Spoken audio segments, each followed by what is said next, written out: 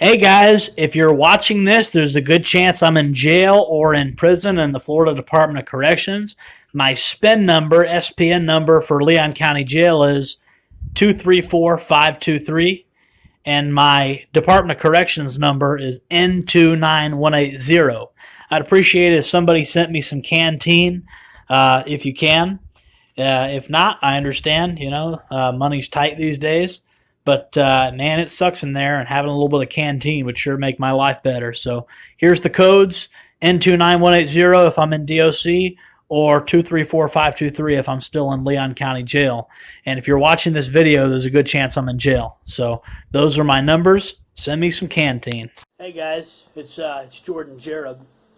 If I look like shit, it's because the last couple of years of my life have kind of been shit. Not shit in the terms of like I've been living a bad life. I've enjoyed a pretty high standard of living. But much like Julian Assange, I'm stuck inside of a sort of luxurious limbo to where I'm in my family's vacation home and I'm not allowed to leave. And so I've already done a year of this and I got another year to go. And I also got people calling the cops on me, saying that I did things that I know I didn't do. I got a GPS leg monitor on. I've literally had people calling the cops on me saying I'm across town doing things when I'm at home. And so I'm making these series of videos in the event that I get arrested, because if you want to silence me and keep me from making YouTube videos, that's fine. If you want to arrest me for making a YouTube video, that's fine, but you're not going to get the best of both worlds. I'm either going to get arrested for making YouTube videos for violating the court order, or I'm either going to get my voice out there, or I'm going to be silenced. You're not going to have it both ways. And so yeah, that's why I have some videos that are going to be set to be automatically released, and I keep pushing that date out as to when they're automatically going to be released. That way, if I'm in jail, they will automatically release. So this video is to be automatically released in the event that I'm in jail, because otherwise I won't be pushing the date out to when it's going to be released. So I'll push the date out every couple of weeks, but if I'm in jail, I'll be unable to push the date out. That way I can still get my message out, and if you throw my ass in jail, at least my message and my side of the story is still going to get out, because I'm in the right. And if I look like shit right now, it's probably because I've been under a fair amount of stress. Packingham versus North Carolina says that pedophiles are allowed to use social media, but I'm not a political activist. I mean, what are we in? What banana republic are we in when freaking political activists are banned from using social media? I mean, like, that sounds like something that would happen in Egypt or Iran or something like that. Oh, student protests because political activists are being jailed and placed on house arrest, ordered not to use the internet. You know what that sounds like? Egypt or Turkey or Iran. It doesn't sound like the United States. The truth is I'm not a bad dude. I'm the victim of an enormous mess. An enormous mess that wasn't my fault. An enormous mess that was made possible by my father, Joe Jereb, who is an engineer for the state of Florida, who helped design some of the prisons and holding facilities I've been housed in. I mean, my grandfather worked for the Florida Department of Health for 20 years. A lot of this infrastructure being used to oppress me was made possible by my family, and made possible by my friends who are tax-paying citizens of this community.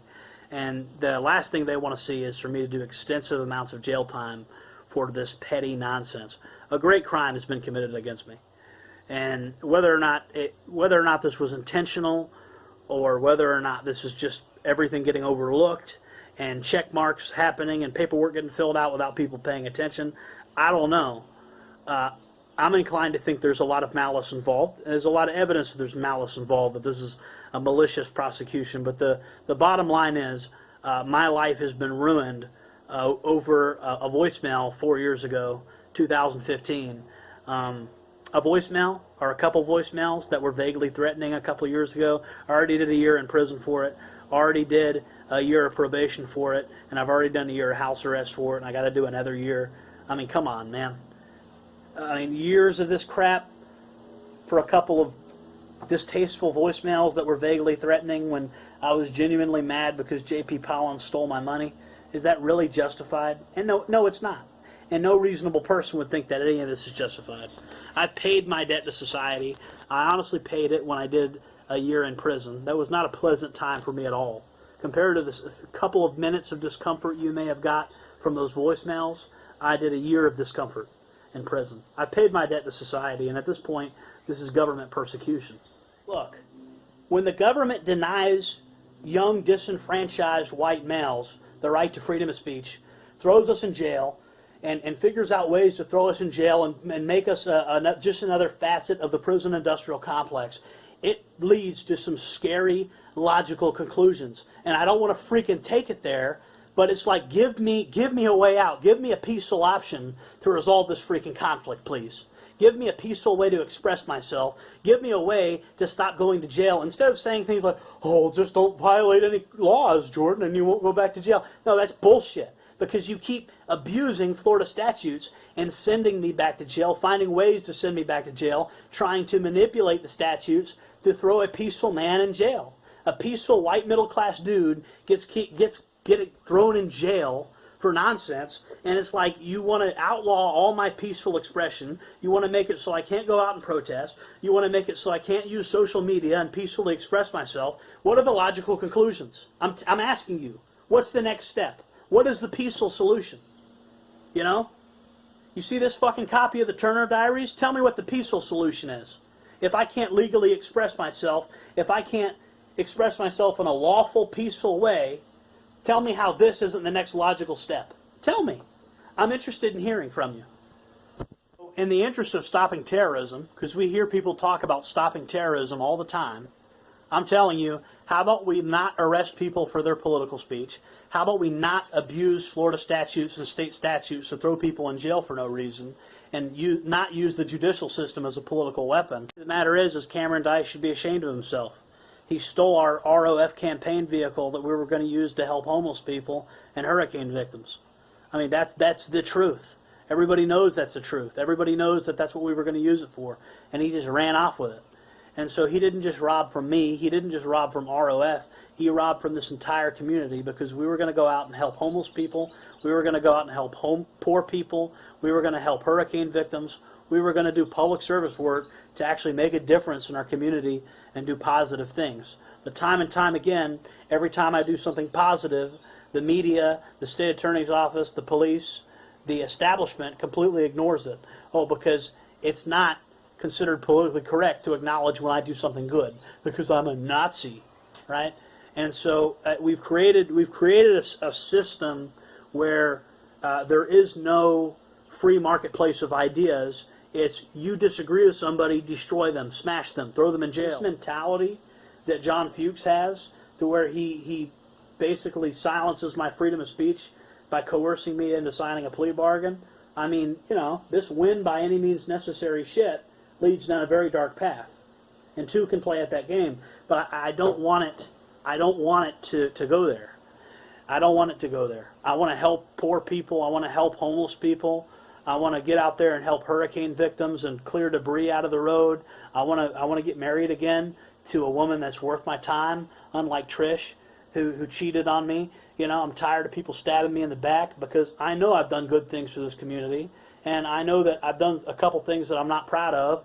But you know, a lot of times these things, it takes two to tango, and you know, a lot has happened in the last 5 years, and people change, and I've changed. I certainly see the world a lot differently than I did when I was, say, truth of the matter is, on the Cameron Dice situation, is Cameron Dice has been a lousy friend since the day I met him.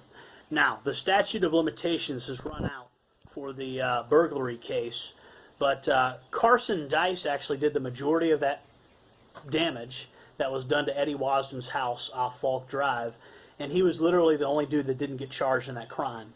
I got charged and prosecuted for the majority of that damage, even though I did none of it, right? I did 0% of that damage, and the people that are, like, here's what happened. 90% of that damage was done by Carson Dice, 10% of that damage was done by Cameron Dice, and the people that didn't do any damage were the ones that were prosecuted, and the person that did 90% of the damage got off free, right?